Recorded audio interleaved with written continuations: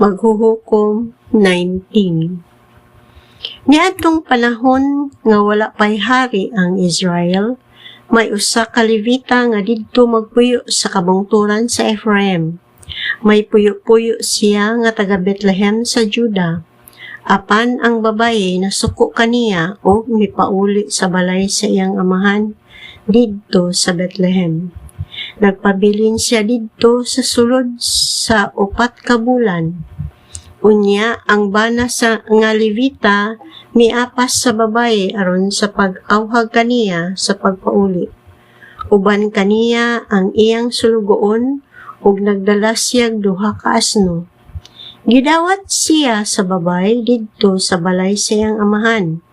Sa pagkakita sa amahan sa babaye kaniya, giabi-abi siya pag-ayo. Namugos ang ugangang lalaki nga magpabilin na sa ila ang maong Levita, busa nagpabilin siya sulod sa 3 ka adlaw. Nangaon o natulog didto ang magtiayon. Sa pagkabuntag sa ika-4 nga adlaw, sayo silang mibangon og nangandam sa paglakaw. Apan, ang mamahan sa babae miingon ngadto sa iyang umagad, "Kaon una aron dili kamo gutumon sa dalan." Busa ang Levita ug ang amahan sa babae nangaon og nag-inom. Unya miingon kaniya ang amahan, "Pabilin una niining gabi una ug paglingaw-lingaw dinhi." Mulakaw na unta ang Levita apan gihawiran siya sa amahan, busa nagpabili na usab siya. Sayo sa buntag sa ika-5 adlaw mibangon siya aron mogikan, apan ang amahan sa babae miingon, "Kaon una sa dili pa kamo manglakaw." Busa nangaon sila. Sa diha nga ang Levita ug ang iyang puyo-puyo ug ang sulugoon mulakaw na unta, ang amahan miingon, "Hapon na kaayo, maayo pag-anhil ang gihapon kamo manghigda. Hapit na magabi, busa pabilin dinhi o paglipay. Sayo lang kamugmata ug maalang sa inyong panaw." Apan wala magpahawid ang tawo og milakaw siya, uban sa iyang puyo-puyo dala ang 2 ka asno. Hapit na magabi pag-abot nila duol sa Jebus. Busa ang sulugoon miingon sa iyang agalon, "Anhilang kita mamahulay nining syudad sa mga Jebusihanon."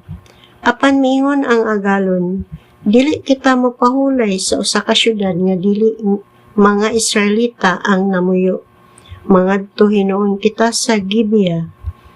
Mupadayon kita sa unahag jutay ug adto kita mohigda sa Gibea o sa Rama."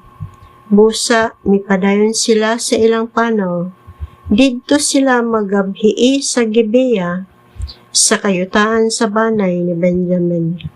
Mihapit sila sa Gibea aron didto mohigda.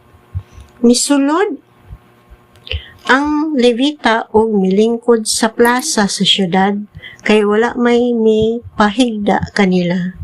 Nianang higayuna miabot ang usa ka tigulang nga gikan nagtrabaho sa iyang uma. Taga Ephraim gayud siya, apan karon nagpuyo na sa Gibea. Ang mga tao sa Gibea kaliwat sa banay ni Benjamin. Nakita sila sa tigulang didto sa plaza, busa gipangutana sila kung taga diin ug asa sila paingon. Mitubag ang Levita, "Gikan kami sa Bethlehem sa Juda ug padulong sa kabungturan sa Ephraim, diin ako nagpuyo. Miadto man gud ako sa Bethlehem ug karon mupauli na ako. Walay mapasaka kanamo dinhi. Aduna kami pagkaon ug dagami alang sa among mga asno, pan ug bino alang kanako ug sa akong puyo-puyo ug sa akong sulugoon. Sangkap kami sa tanan namong gikinahanglan." Ang tigulang miingon, "Makadayon kamo sa akong balay ug atimanon ko kamo. Ayaw kamo pagpalabay sa gabi dinhi sa plaza." Busa gidala niya sila sa ila o gipakaon ang ilang mga asno. Ang iyang mga bisita nang himasa, nangaon o nanginom. Malipayon sila niadtong tungura o sa dihang kalit nga nagabot ang daotang mga tawo gikan sa lungsod. Gilibutan nila ang balay o gipukpok ang pultahan. Giingnan nila ang tigulang. Pagulaa ang lalaki nga ania sa inyo, gusto kaming makighilawas kaniya. Apan ang tigulang migula og miingon kanila, ayaw mga higala, ayaw buhata ang daotan, kining tawhana akong bisita, ania ang akong ulay nga anak, ug ang puyo-puyo niya. Dadon ko sila sa gawas karon ug inyo na sila. Buhata ang gusto ninyo, apan ayaw buhata ang daotan ngan hiniining tawhana. Apan wala mamati kaniya ang mga tao. Busa gikuha sa Levita ang iyang puyo-puyo o gibutang sa gawas.